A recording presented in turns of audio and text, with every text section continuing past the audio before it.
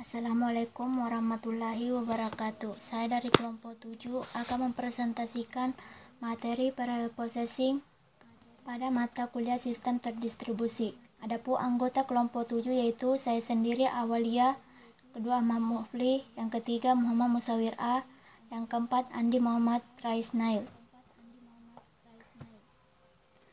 Pemprosesan paralel atau parallel processing adalah menggunakan lebih dari satu CPU untuk menjalankan sebuah program secara simultan. Idealnya, parallel processing membuat program berjalan lebih cepat karena semakin banyak CPU yang digunakan. Tetapi dalam praktek, seringkali sulit membagi program sehingga dapat dieksekusi oleh CPU yang berbeda-beda tanpa berkaitan di antaranya. Komputasi paralel adalah salah satu teknik mengetahui komputasi secara bersamaan dengan memanfaatkan beberapa komputer secara bersamaan.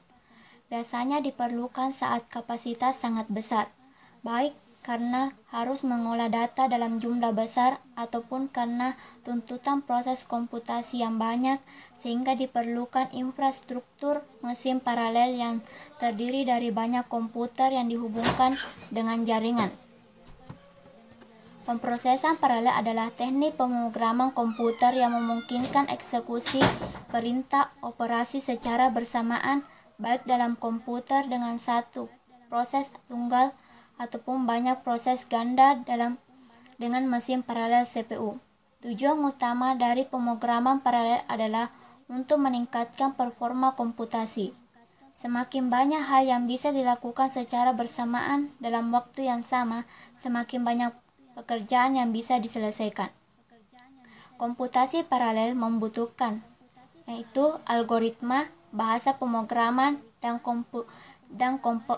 compiler. Di mana parallel processing berbeda dengan multitasking, yaitu satu CPU mengeksekusi beberapa program sekaligus. Parallel processing disebut juga dengan parallel computing. Contoh struktur pengiriman permintaan dan jawaban dari parallel processing. Arsitektur komputer paralel. Ini merupakan bagian arsitektur komputer paralel. Yang pertama, komputer SISD, yaitu Single Instruction Stream, Single Data Stream. Pada komputer jenis ini, semua instruksi dikerjakan terurut satu demi satu, tetapi juga dimungkinkan adanya overlapping dalam eksekusi setiap bagian instruksi. Pada umumnya, komputer SISD berupa komputer yang terdiri atas satu buah pemproses single processor. Namun, komputer SISD juga memiliki lebih dari satu unit fungsional, modul memori, unit pemprosesan, dan lain-lain, selama seluruh unit fungsional tersebut berada dalam kendali sebuah unit pengendali. Yang kedua, komputer SIMD, Single Instruction Stream, Multiple Data Stream. Pada komputer ini terdapat lebih dari satu elemen pemproses yang dikendalikan oleh sebuah unit pengendali yang sama. Seluruh elemen pemprosesan menerima dan menjalankan instruksi yang sama yang dikirimkan unit pengendali, namun melakukan proses operasi terhadap himpunan data yang berbeda yang berasal dari aliran data yang berbeda pula. Yang ketiga, komputer MISD, Multiple Instruction Stream, Single Data Stream. Komputer jenis ini memiliki banyak unit pemproses yang masing-masing menerima dan mengoperasikan instruksi yang berbeda terhadap aliran data yang sama. Dikarenakan setiap unit pemproses memiliki unit pengendali yang berbeda, keluaran satu pemproses menjadi masukan bagi pemproses berikutnya. Belum ada perwujudan nyata dari komputer jenis ini kecuali dalam bentuk prototipe untuk penelitian. Yang keempat, komputer MIMD, Multiple Instruction Stream, Multiple Data Stream. Pada sistem komputer MIMD murni, terdapat interaksi di antara n proses. Dalam hal ini disebabkan disebabkan seluruh aliran dan ke memori berasal dari space data yang sama bagi semua pemproses. Komputer MIMD bersifat tightly coupled jika tingkat interaksi antar pemproses tinggi, dan disebut loosely coupled jika tingkat interaksi antar proses rendah. Parallel processing komputasi adalah proses atau pekerjaan komputasi di komputer dengan memakai suatu bahasa pemrograman yang dijalankan secara paralel pada saat bersamaan. Secara umum, komputasi paralel diperlukan untuk meningkatkan kecepatan komputasi bila dibandingkan dengan pemakaian komputasi pada komputer tunggal. Berikut ini adalah gambar perbedaan antara komputasi tunggal dengan paralel komputasi. Selanjutnya, bahasa pemrograman yang digunakan pada pemrograman paralel.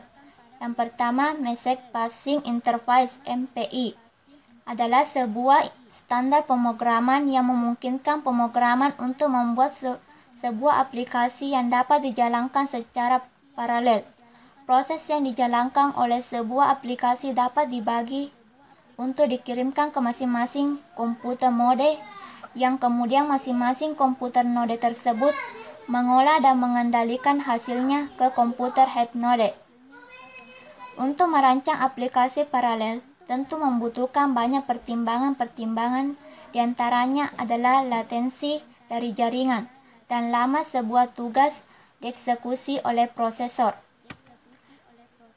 MPI menyediakan fungsi-fungsi untuk menukarkan antar pesan.